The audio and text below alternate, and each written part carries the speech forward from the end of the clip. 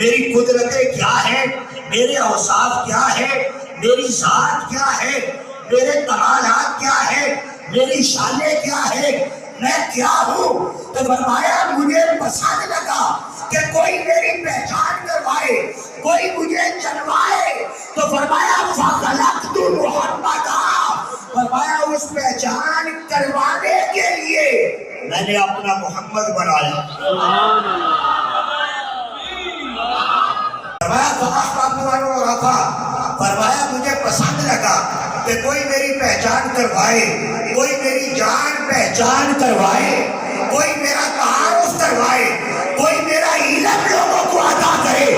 تو فرمایا فَخَلَقْتُ مُحَمَّدًا، فرمایا اس پہچان کروانے کے لیے، اس جان پہچان کروانے کے لیے اور